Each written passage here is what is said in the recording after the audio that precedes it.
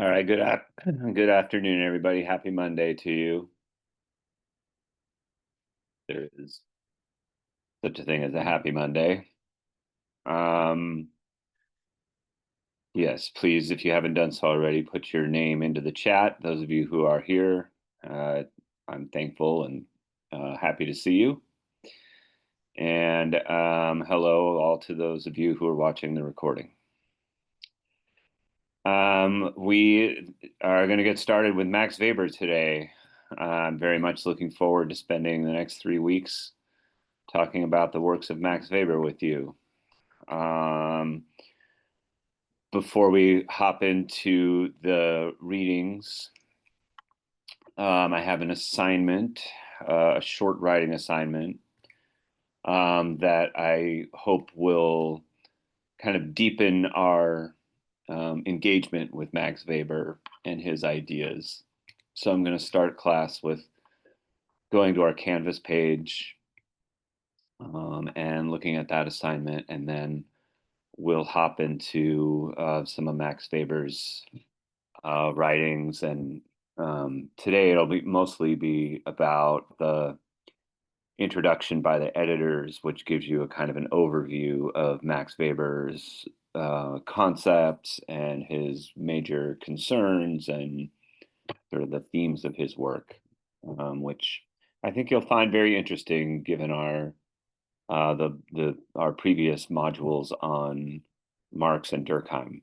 So there's definitely some similarities and some overlap, but there's also some important differences between Weber and these other figures in sociological theory.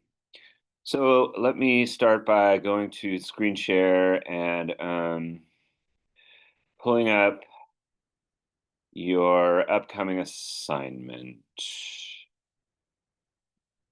Has this gone? Okay, here we go. I kind of rearranged the modules in your Canvas page to emphasize these exercises and the quizzes and to put those ahead of the weekly modules. So this is what this exercise looks like. It'll be due a week from today. Again, it's more of a reflection assignment, not anything that requires any kind of like research or reading or anything like that, but more kind of reflecting on your own personal experience. So the work that we're going to be talking about probably Wednesday and Monday of next week is called The Protestant Ethic and the Spirit of Capitalism. It's probably Max Weber's most famous work. And it examines the cultural origins of what we, to this day, still call the work ethic. And so in this forum, what I want you to do is reflect on the continuing significance of the work ethic in society by reflecting on these questions.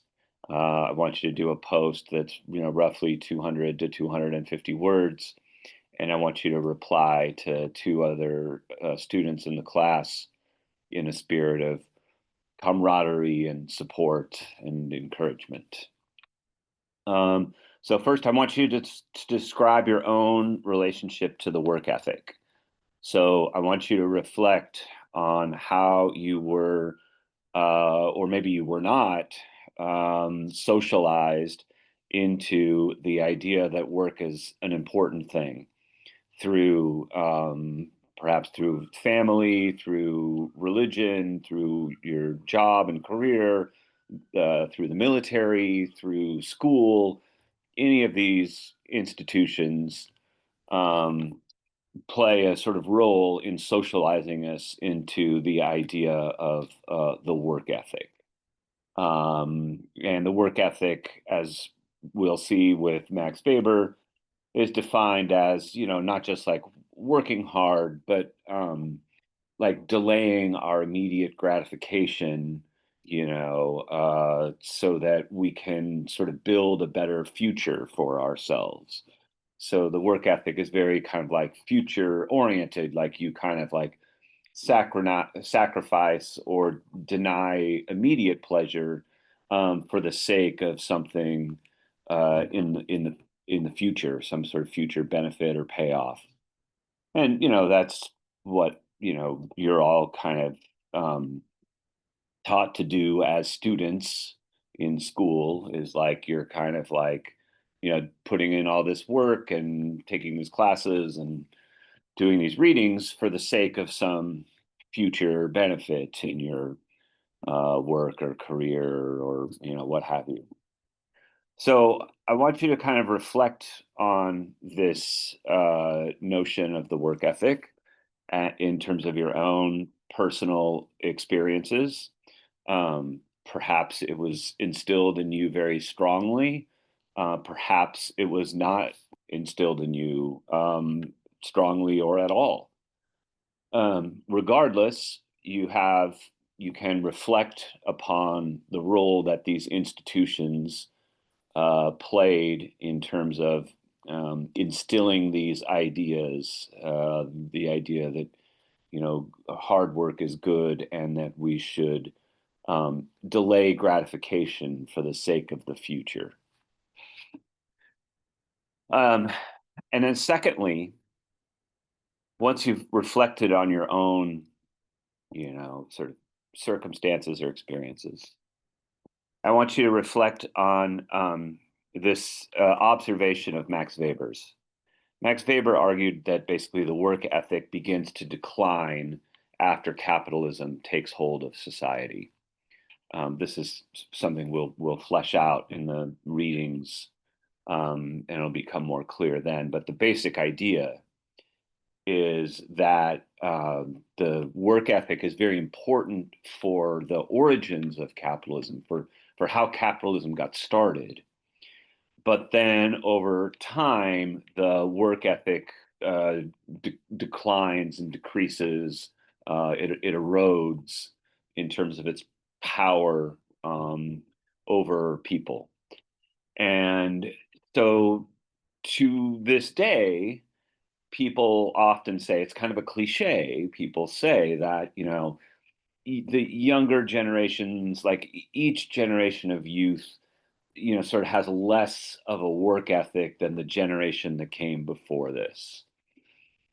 This is something, I know a lot of older people love to complain about, like the young people today, they just don't, have the same drive to work and succeed.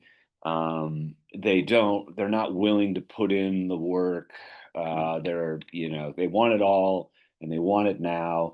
Whereas in my day, we had to walk uphill in the snow both ways. And, we couldn't ever do anything fun, like ever.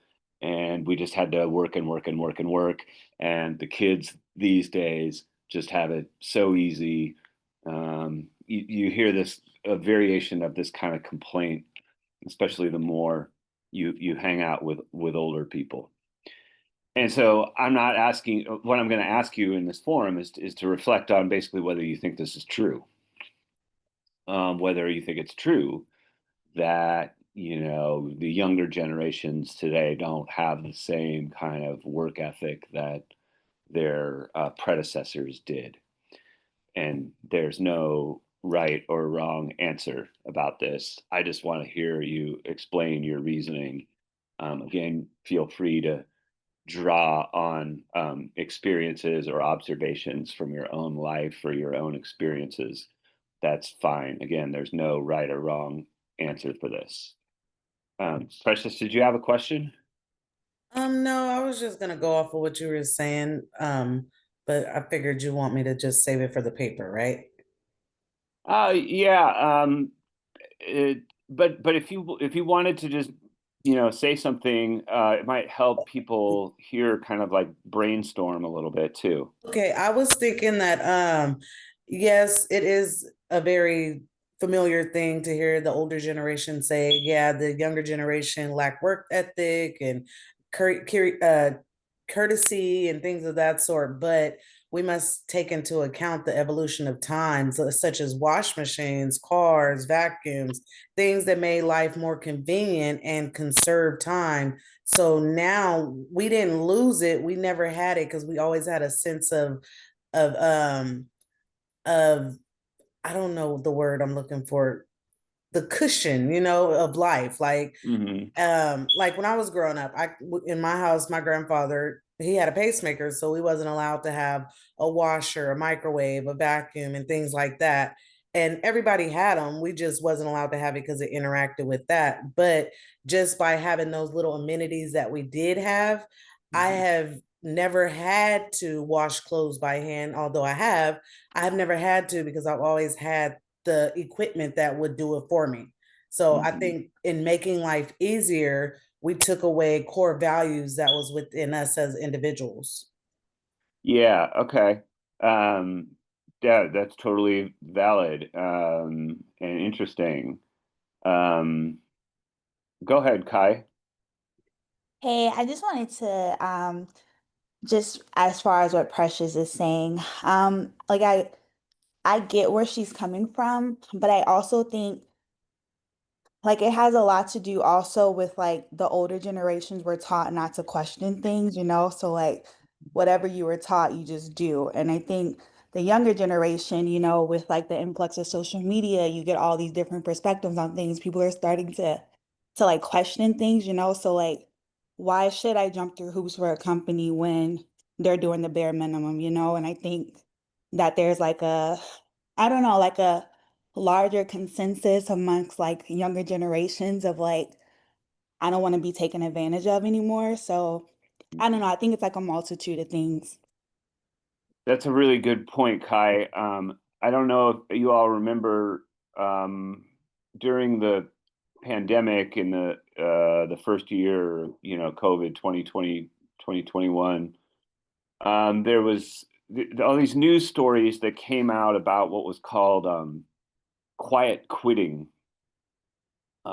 which was this idea that it kind of what Kai was expressing, that the younger generation just wasn't willing to, work themselves to death for some company, where they like were supposed to sort of self-sacrifice for the sake of the future, when in fact they were more skeptical about whether there was actually going to be a future with, that company, or maybe a future at all. And so there was these stories that started coming out about young people engaged in this quiet quitting, not where they just like quit and left their job, but where they just kind of like stopped doing, they kind of slowed their own productivity, or they only did just as much as they had to, or they, in one way or another started to put less than what was expected into their jobs. Karina, go ahead. Hello, Professor. Hi. Just my thing here, I'm in my mid 40s. In my Yeah. experience with the newer generation and the older, of course, I'm in the older generation. So I was taught to work hard and stay at one job. Mhm. So I did stay at my previous job for 22 years. I started at 17 years old. But what I've seen with the newer generation is that they jump from job to job and get paid more than the older generation. So I Mhm. did notice that the newer generation would come in and apply to the job, get the position, stay there maybe 1, 2 years for the experience and jump into another job. So then I started realizing like, what am I doing too? Like the new generation doesn't have, I don't believe that we'll have the knowledge as a worker that's been there for 22 years and not getting paid as much as the newer generation that is jumping from job to job. And most likely, like I consider myself with a lot more knowledge in the job than the newer generation coming in, working for a year or two to get the experience and put it in the resume and just jump into another job. Yeah.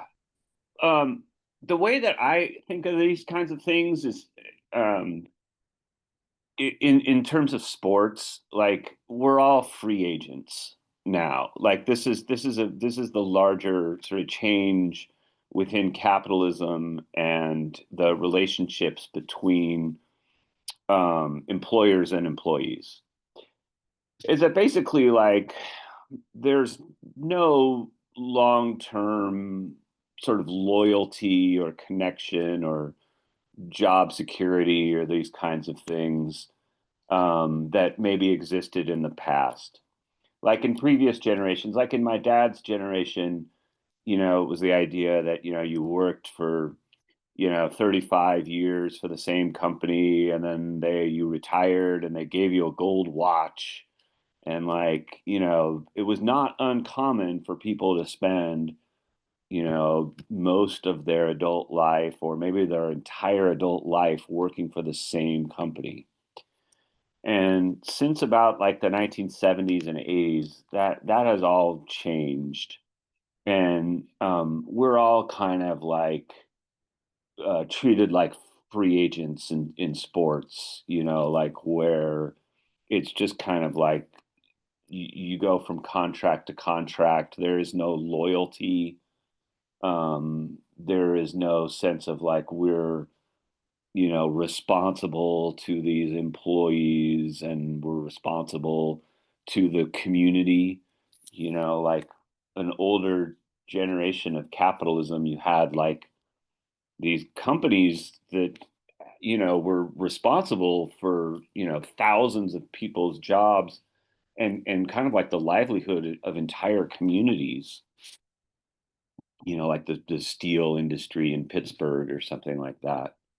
Um, and starting in really in the 70s and 80s, that kind of ethos of social responsibility really declined. And it's like we all kind of became just like free agents is the metaphor I keep coming back to. Paige, go ahead. Yeah, so I wanted to add to that, and I think, at least in my experience, because I'm 25, and I've been Mhm. working since I was 17, Mhm. something that I have found a lot, which could totally take part in why they think that younger people have less work ethic, Mhm. is that it's hard to find a job that doesn't require like so many years of experience. So like I could go into like an entry level job and they're like, "Oh, well, we need 5 years of experience," but I'm just like, "You're wanting a waitress." Yeah, And I exactly. see that a lot. And so I think that also plays a part too, because it's like, how are we going to get experience if we can't find a job that's not offering that experience? Yeah, yeah. It's common nowadays, unfortunately. Yeah. I know there are definitely like uh so many obstacles and roadblocks facing, the younger generation in terms of getting their foothold. Which is why it's surprising to hear if you read like the business press, if you read like, Forbes or the Wall Street Journal, or these other kind of like media that are written for business people, their complaint is always the opposite, which is that young people today aren't willing to put in the time to sacrifice to climb the ladder. They want it all and they want it now, and they have like these entitled expectations.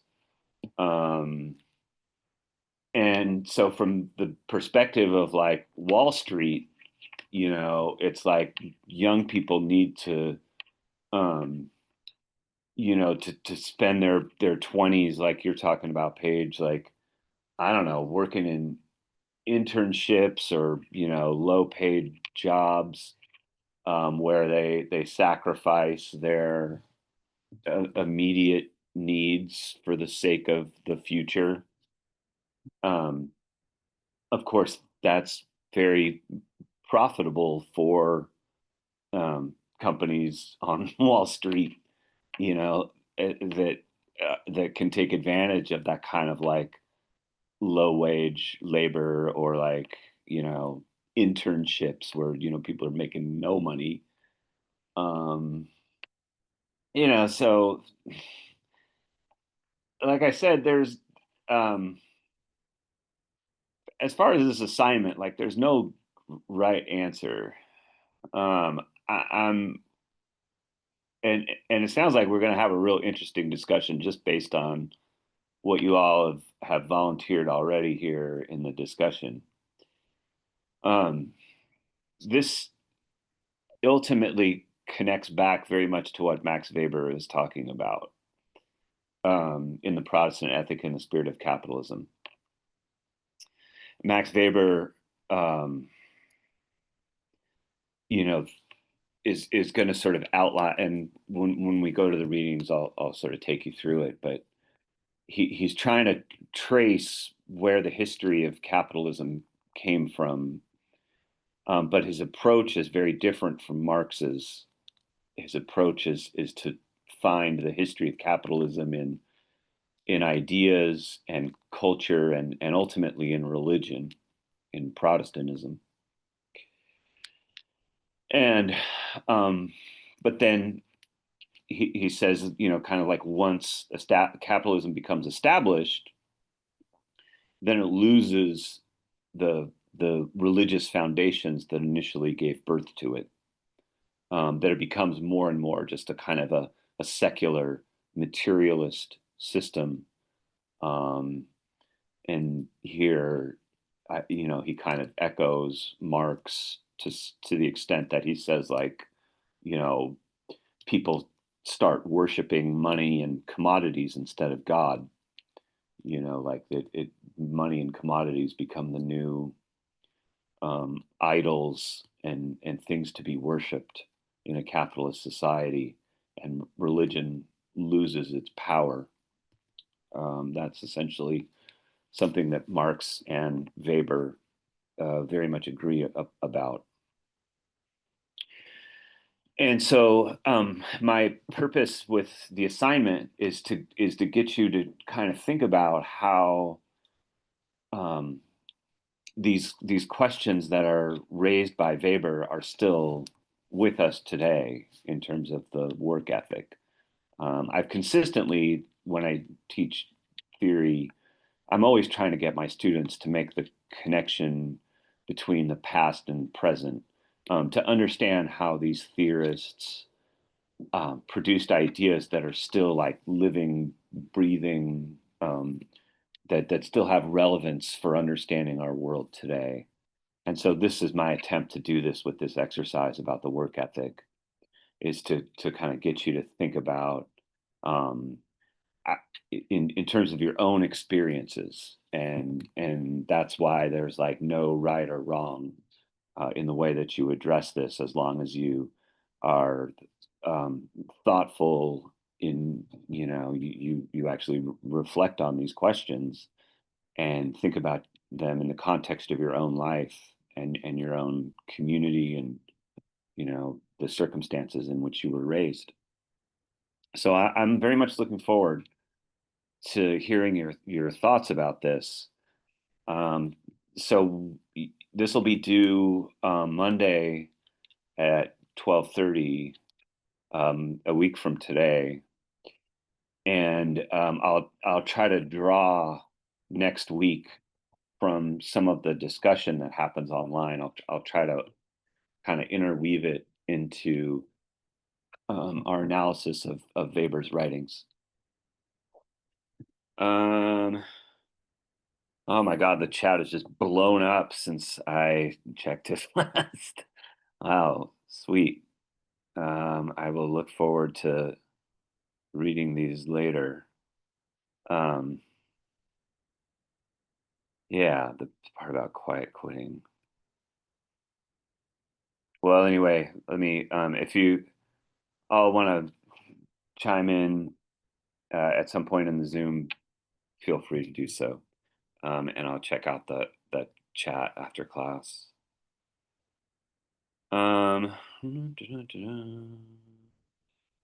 Okay. Let's go to Mr. Weber. Very stern looking man, as you can see here. Max Weber's life was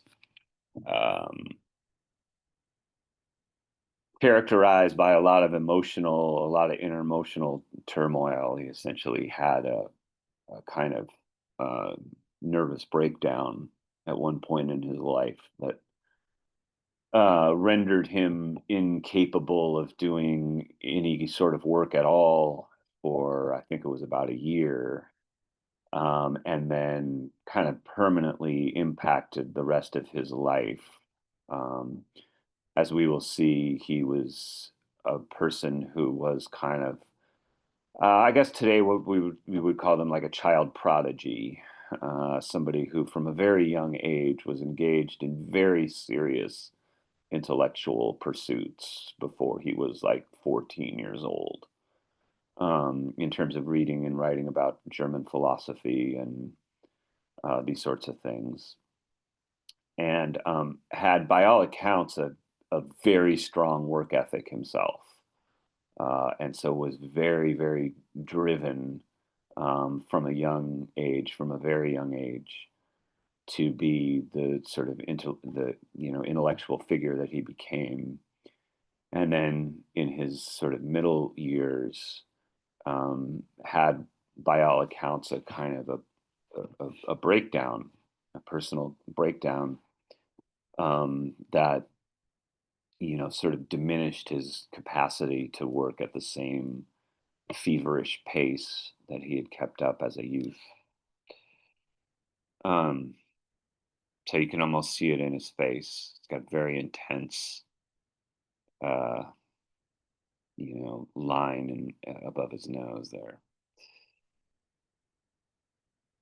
This, generally speaking, too, and this contributed to his breakdown as well. But Weber is generally speaking the most pessimistic of the three major theorists that we write about. So remember that, like Marx, thought capitalism was exploitative and terrible, but he still had hopes for a revolution, and for some sort of change on the horizon, even if it was the distant horizon. And Durkheim had his own kind of hopes that modern society would sort of work out into a state of like organic solidarity, and we would recognize our interdependence, and perhaps there would be these moments of collective effervescence in which new ideas would be born, and people would sort of rediscover their connection to the sacred and to a kind of shared morality. Weber has really kind of none of that. He certainly had no real faith in revolutionary change like Marx did. He sort of has some moments like Durkheim did, where he thinks that a new kind of spiritual ethos can be born in modern society.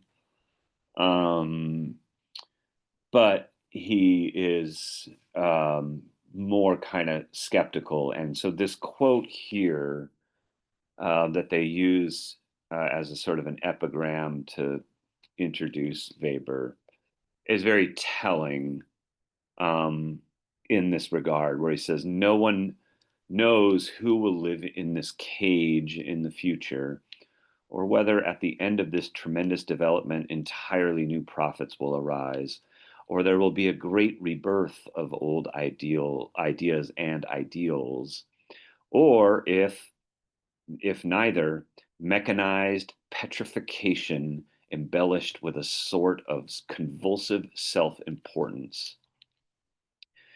For the last stage of this cultural development, it might very well be said, sensualists without spirit, specialists without spirit, sensualists without heart. This nullity imagines that it has attained a level of civilization never before achieved." So there's several things I want you to sort of take note of here in looking at this passage. One is this metaphor of the cage. Max Weber will, in all his glorious pessimism, will describe modern society as a kind of iron cage, or as a kind of cage, at several points in his work. And what he kind of means by that is that we have grown into this modern society where meaning and some sort of like he calls it here sensualism have evaporated, and under the force of these technological and scientific forms of what he calls instrumental rationality, that essentially the modern society is a cold, heartless, meaningless cage in which people have more stuff and they have more technology and there's more science, but there is no sense of meaning or, again, he calls it sensuality here, that there's a kind of a qualitative um, um, uh, like suffering that humans undergo in modern society. So in this passage, he kind of like briefly entertains some optimism, where he's like, well, maybe new prophets will arise, or maybe there will be a great rebirth of old ideas and ideals. He like sort of briefly introduces like this possibility that is shared by Durkheim. Durkheim's like, oh, is also like, well, maybe like in the future we'll see, a sort of a rebirth of ideas and new kinds of prophecy. But then Weber's like, no. Or if neither of those things happened, then we'll have, I love this phrase, mechanized petrification. Right, so petrification, like when something petrifies, like it hardens, it like turns into a rock, right? So that, and then mechanized petrification suggests some sort of a technological, kind of process, an industrial process in which everything is just kind of solidified and hardened into like a rock, or I suppose in this case, a cage.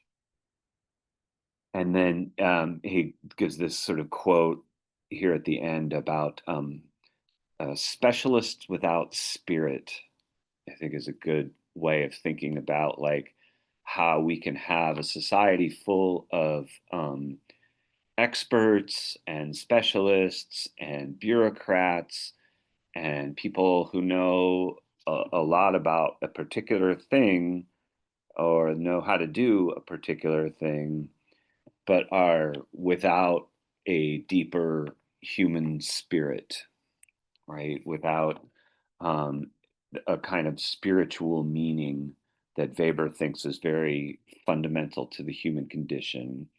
And then if we don't have that spirit, then we are kind of just like these soulless, like almost robots who are engaged in, mechanized petrification.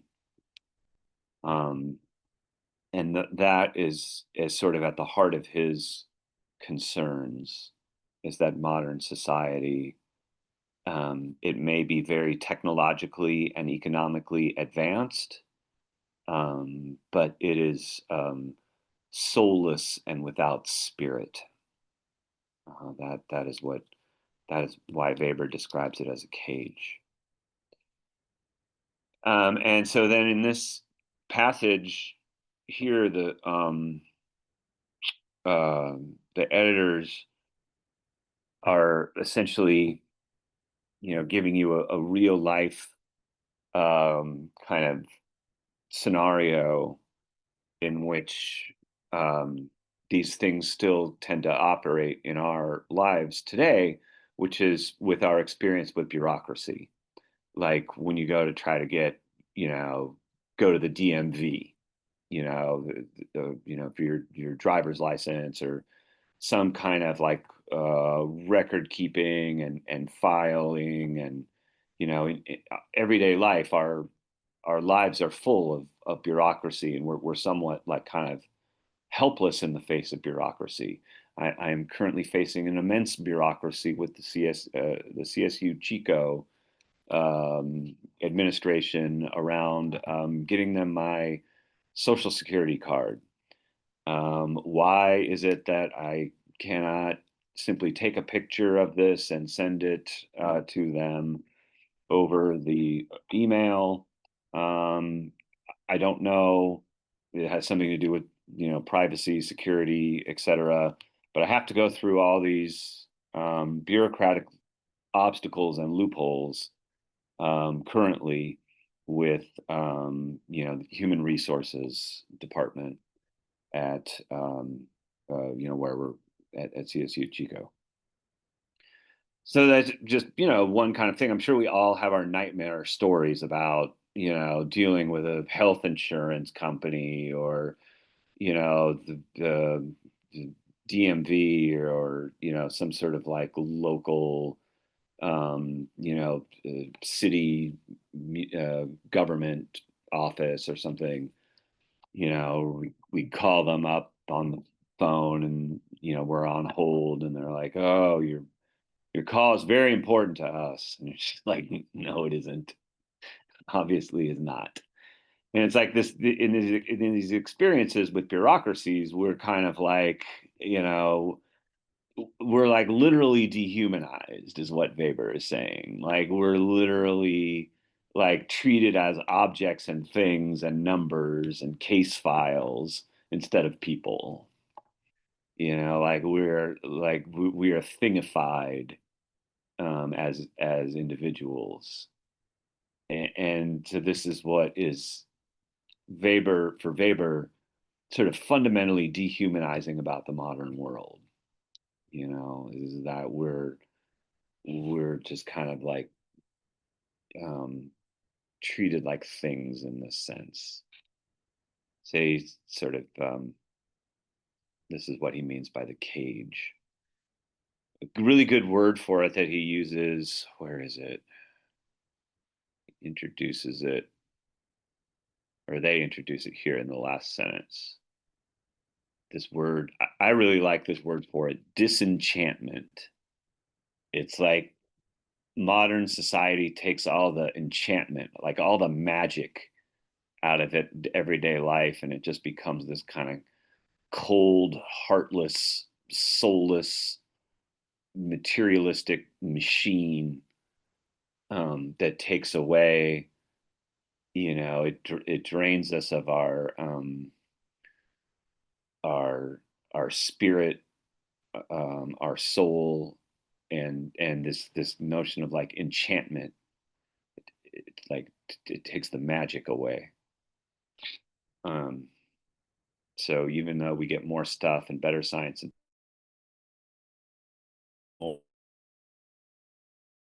existence. So now you can probably understand why Weber had a nervous breakdown in his Middle Ages.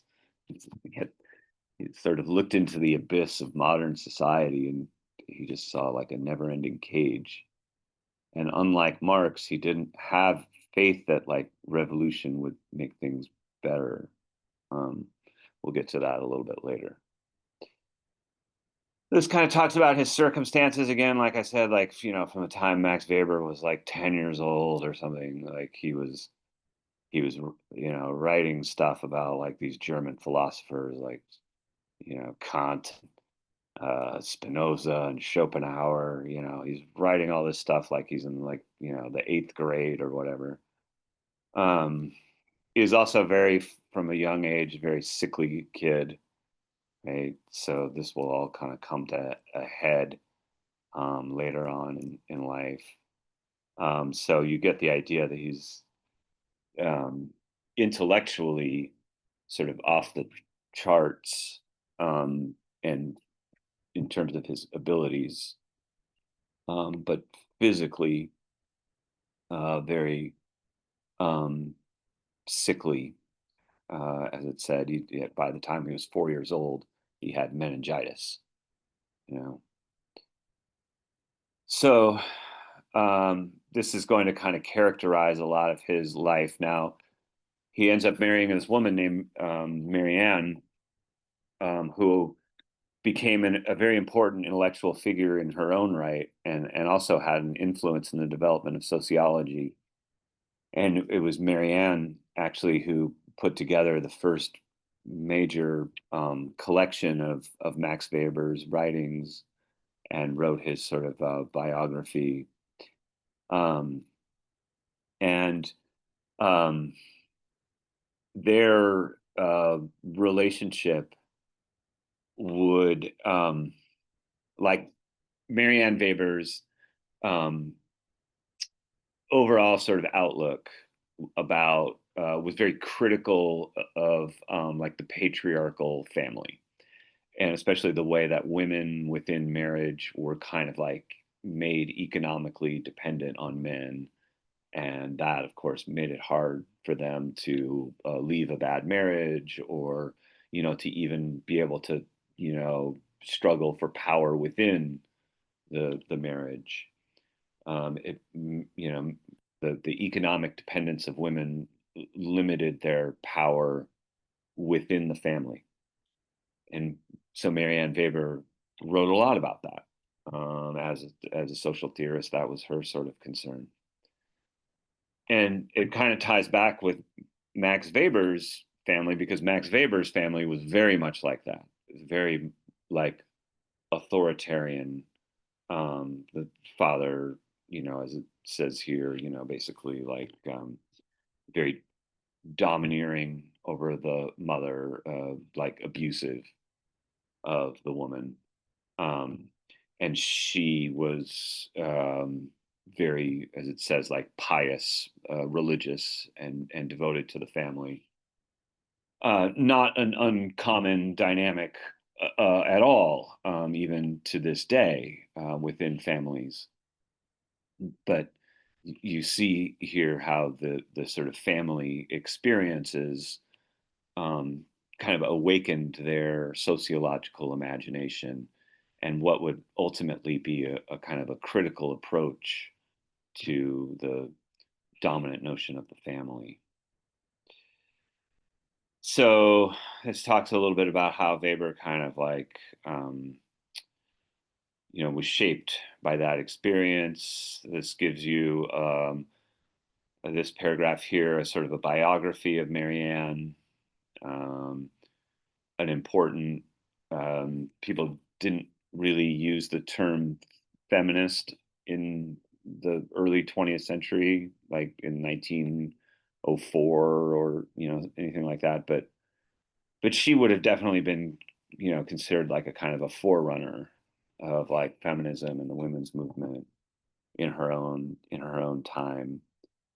And she had her own career as a public speaker and as a writer, who wrote these books, including Marriage and Motherhood in the Development of Law and Women in Love, that essentially took like a kind of feminist perspective on the role of women in society. So that just sort of describes her. And then also, after Max Weber dies in 1920, she takes it upon herself to basically collect his works and writes this biography of him in 1926. And so in that sense, like, the fact that the fact that I'm teaching you about Max Weber here in class, and that we're going to study him for 3 weeks, is in large part because of what Marianne Weber did. If not for Marianne Weber, Max Weber might not have the same kind of status and importance that he does 100 years later. Really, like his legacy as a sociologist was very much solidified by her work as a biography, or as a biographer and editor. So this talks about his nervous breakdown that he suffers in 1897 after his father's death. And like I said, it really kind of shaped the rest of his life. And his ability to teach, his ability to, I mean, he's certainly still continued to write and teach and do public speaking, but he was not able to do it at the same feverish pace that he had kept up as a very young man. And this describes, I guess, some of the circumstances around this, like that Weber had, kind of gotten angry at his father for the way that he was treating his mother, and then his father died, like, less than 2 months later. And this describes, I guess, a little bit more of a uh, sort of like what he did after that. So he experienced debilitating anxiety and insomnia throughout the rest of his life. He started taking opium to go to sleep. And this would kind of characterize the rest of his life, but it didn't, stop him from working. What we'll see with the Protestant ethic and the spirit of capitalism is that was written, I guess, 7 years later in 1904. And this was a time when Max Weber had come to the United States. Among other people, Weber befriended W.E.B. Du Bois, who we'll be talking about towards the end of the semester. Du Bois, of course, a famous African American scholar who had an important role in making sociology a discipline within the United States. So then after he comes to America for a little while, then Weber goes back to Europe, and there he's surrounded himself with these other German academics, and they're essentially going to do what Durkheim did in France, which is make sociology a legitimate social science. And so they will basically put sociology on the map in Germany in the way that Durkheim around the same time was putting it on the map in France, and also in a way in which Du Bois and other scholars were putting sociology on the map in America. All of this is happening around the same time, around like 1905, the very first decade of the 20th century. So Weber's kind of surrounded with this circle. Ferdinand Tönnies and Georg Simmel and Werner Sombart. Those are probably the most famous of those names that helped establish the Sociological Society and the Heidelberg Academy of the Sciences. So they're basically like putting sociology on the map in Germany. Okay, so then the next section is going to get into his core ideas and his influences, and sort of what Max Weber, what he was all about. We've begun to sort of preview this already, but we can go into a little more depth here. So one is this key difference between Durkheim and Weber. I alluded to this when we were talking about Durkheim, which is that this key difference between Durkheim and Weber is that for Weber, the starting point or the unit of analysis is the individual, and specifically the actions that individuals take. So Weber's question is basically like, why do individual people do the things that they do? Why do they take certain kinds of actions? That is what we call methodological individualism. Whereas Durkheim's starting point is society as a whole. He wants to understand society, in general. So Durkheim basically starts with thinking big, and Weber starts with thinking small. Weber is we would call a methodological individualist, whereas Durkheim is looking at society as an organism with its own laws and dynamics and tendencies. So Weber wants to know why people do the things the way that they do, and this is much different from, you know, Durkheim's central concept, which is the idea of social facts. You know, where it's like, how does society constrain and impinge upon individuals? That is Durkheim's starting point. And so in describing this, you know, in addressing this question of like, why do people do the things that they do? How can we explain social action among individuals? Weber's going to give us 4 of what he calls ideal types of social action. I'm basically going to enumerate this thing, and then this notion of ideal types is an important part of Weber's conceptual toolkit as well.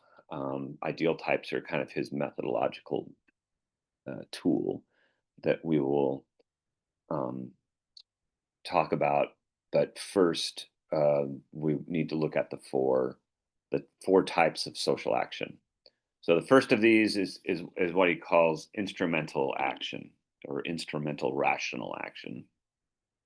And as it says here, such action is geared towards the efficient pursuit of goals through calculating the advantages and disadvantages associated with the possible means for realizing them. So in this definition, the key words, as I said here, are efficient and calculating. This is when we are taking on an attitude of like risk versus reward assessment, where we, you know, sort of, we have a certain goal in mind, a certain objective that we want to accomplish. And the question then is like, how do we do that in the most efficient way possible, you know, that like minimizes our risks and maximizes our rewards.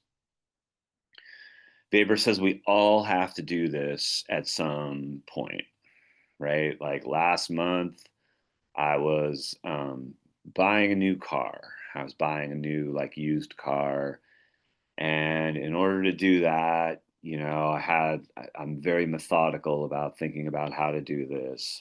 So, you know, I want something that is safe and like has good gas mileage, but also that, you know, has a certain amount of storage space, and you know, isn't going to like break down, and you know, I have all these different kind of considerations that go into making this decision. And then of course there's, you know, the price of the car and the deals of the, you know, with the loan and the interest rate and all this kind of thing that also has to be calculated. So there's a lot that goes on in, you know, making that kind of decision. But in that moment, you know, I'm taking very much an instrumental, rational approach. In other words, I'm not thinking about it like emotionally. I'm not thinking, you know, about it in terms of like tradition or habit or something like this. I'm thinking about it in a very like calculating, efficient kind of way where, you know, I'm drawing up different, you know, numbers, and, you know, writing down like pros and cons, and, you know, taking a very methodical kind of approach to making a decision. And so Weber's idea is that we all have to do that at some point. But in modern society, we have to do it a lot.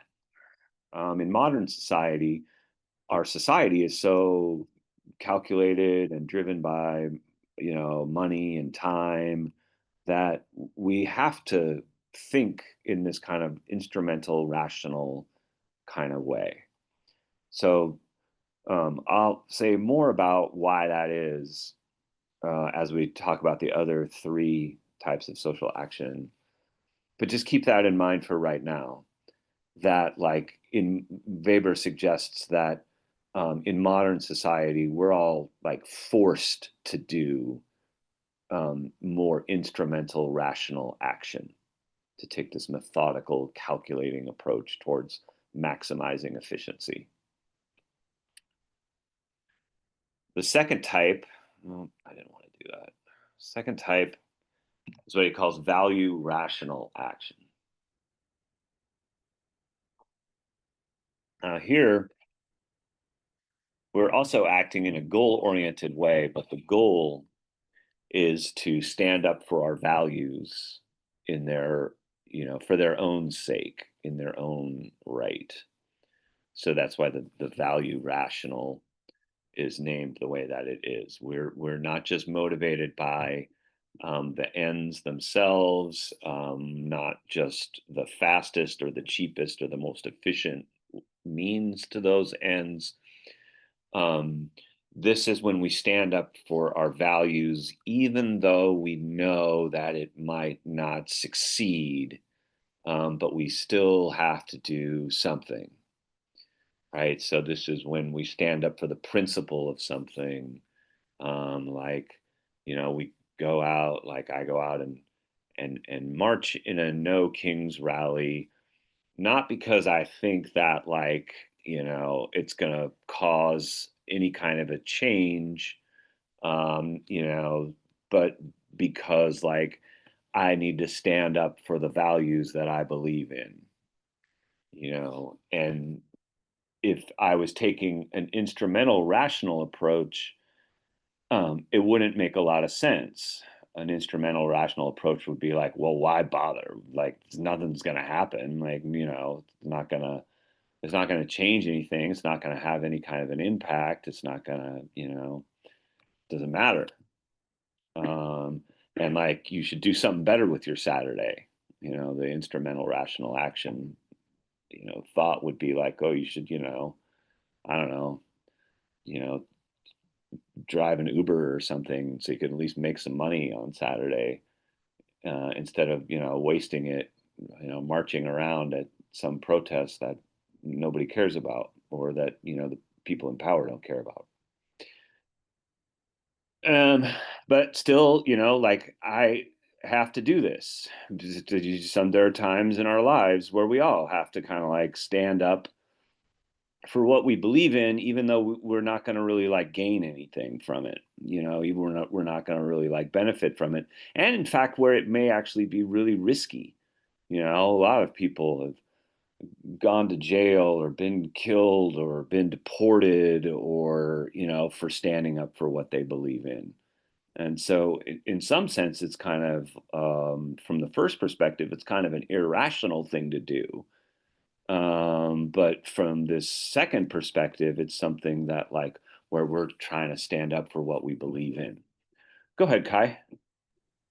So would it kind of be like, like everything that's going on with like the government shutdown and like the Democrats are, not voting or not, like, shutting down like what the budget that's being proposed because of like the Affordable Health Care Act. So like would they kind of be standing up for, or would that be like a value rational action, basically because they they know it's not, there's like it won't be perceived greatly like across the board, but they're still fighting for what they believe in anyway. I don't know, in that particular example, because I tend to think that politicians are generally motivated more by instrumental rational action than value rational action. I do believe that there are some of them that stand up for principles, and that they have deeply held values that they will fight for. But I tend to think that, generally speaking, most politicians are more calculating than that. That they are thinking more in terms of, like, is this going to help me with the next election? Or is this going to help me, like, with fundraising? Or is this, how can, like, how should I act in this situation that will, help me, get to my goal, whether it's to get reelected or whether it's to raise more money or whatever that goal may be. I That's tend to true. think that politicians are more goal oriented. Go Yeah, ahead. it's like more so like they're looking at the short term and they're prioritizing like, like you said, reelection and stuff versus really caring about the long term. That's true. I think so, and I don't doubt that there are people who are actually principled, and do these things, even though like it might not benefit them, even though they might lose voters or they might, piss off donors, or they might do something that um, is bad for them in terms of their immediate personal interests, but that they have to say something, they have to stand up, they have to go against the grain. I think that there are some of those politicians. Perhaps I've grown very cynical, but I think that they're in a shrinking minority. You know, thank you, Kai. That's a good question. Um, so the third type of action is what he calls traditional action, and um, this one is where Weber is talking more about like how the motivation of our action is just kind of a matter of like habit. It's basically like we are doing things not necessarily because like we think they're going to pay off, and not necessarily because like there are deeply held values, but just because like that's just what's been done before. And we're just like, going along with like what's expected of us. And who, we don't necessarily like gain anything from it. And we may not even like really believe in it, but it's just more out of like habit, or custom, like say like a wedding ritual or something where you're just like, okay, or like a graduation or some other kind of ceremony where you're just like, okay, like I don't really, this is not something that like I don't know why we do things this way, but this is just like what expect people expect, you know, and previous generations did it this way, so like I guess I'll just do it this way too. Um, so this is one of these moments where, as he says, it's shaped not by a concern with maximizing efficiency or commitment to an ethical principle, but rather by an unreflective adherence to established routines. This category includes religious rites of passage, such as confirmations and bar mitzvahs, singing the national anthem at the start of sporting events, and eating turkey at Thanksgiving with one's family. It's just like, I mean, you can believe in it or you can believe in the importance of it, but it's really like more just about the tradition itself. So, um, also to foreshadow what will become important um, when we actually read this reading, Weber is basically going to say that these traditional forms of action become less important in modern society. That they actually were more and more important for previous generations, that you just like kept up with the traditions no matter what, whether you believed in them or not. But that modern society, the power of tradition kind of erodes, just like the power of religion and the power of magic erodes. So too does the power of habit and tradition, because modern society changes so fast, and it erases those kinds of traditions. This is where Weber and Marx sort of agree about modern society, is that, you know, all that is solid melts into air and all that is holy is profaned. You know, modern society changes so fast, and it erases traditions, and it makes that which was once sacred into that which is now profane. The fourth type of action is what he calls affective action, which is motivated by emotion or impulsiveness, as he says here. So we're not calculating, we're not even necessarily thinking, we're just acting, usually in a moment of anger or fear or jealousy or desire, you know, these very powerful kinds of emotions that can override the part of our brain that is more like, you know, calculating. So, you know, those moments where we're like, you know, often we're like literally not even thinking. We're like reacting from an emotional place, you know. So Weber says, you know, that this is obviously an important part of why people do things. You know, what motivates action is just out of affect. Now, I want to end with emphasizing this idea that what Weber describes here are what he's calling ideal types.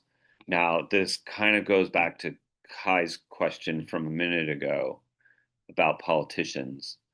Weber is basically going to say that in reality, usually our motivations for actions are a mixture of these four.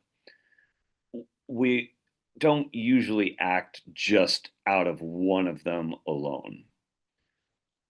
So in the case of like politicians, they might be, you know, partly motivated by their instrumental rational concerns about getting reelected and raise money, but they also might be partially motivated by their values and their principles and what they believe. Or maybe they're also partly, you know, like motivated by emotions. They're just like, I hate that other party and I hate those people, and I'm just going to like vote against them because I don't like them, you know? Or maybe they're like motivated by tradition. They're just like, yeah, I don't know why we do these crazy things in Congress and why we like, you know, keep passing these things and nobody else really, you know, seems to like either, but that's just the way we do things, you know?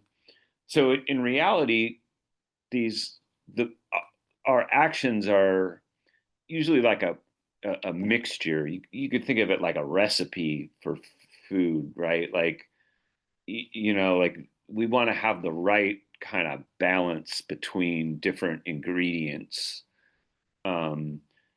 Nobody eats, you know, just like a stick of butter or something, you know, like or a bowl of sugar on its own. But like butter and sugar are part of everything that you know, or like all kinds of things that we make, right? And so they can be very valuable when mixed with other things. But in we almost never just purely eat, you know, one of those things on their own. So ideal types are kind of Weber's idea of like, this is like I mentioned before, it's like his tool, his tool for sociological analysis is like, okay, we have to like kind of strip down these ingredients, you know, these basic elements and sort of analytically define them, you know, conceptualize them, knowing that in reality is always like this mixture, this, you know, this recipe that combines different ideal types in any case. But in order to really understand, we still have to be able to like isolate and define those individual ingredients. This is what Weber is sort of suggesting here with the ideal type. And so, as it says, such pure categories are not realized in concrete cases, but instead are a conceptual yardstick. And then he talks about here, like with bureaucracy, like while bureaucracy does not exist in a perfect form, an ideal can be constructed to serve as the basis for comparing features of actual bureaucracies. So, like his starting point with these ideal types is not the bureaucracy in all its actually existing complexity, but rather the bureaucracy as something that can be sort of broken down into its component parts and described and understood, even though we know that reality looks a little bit more complicated than the model that we've built to understand that reality. So the ideal types are something that we'll come back to, but it's an important part of how Weber's analysis of sociology takes place. So just in the same way that Durkheim had his rules for sociological method, Weber has his own method, his own like toolkit for sociological analysis, and ideal types are an important part of that. They're something that he uses as a tool that can be useful for analyzing society, even though it never exists in pure form within reality. So that is kind of where we'll pick up when we get to Wednesday's class. We'll be looking more at some of the influences on Weber, and sort of where he took some of his ideas, particularly from Friedrich Nietzsche, and to some extent also from Karl Marx, and then from this guy Robert Michels.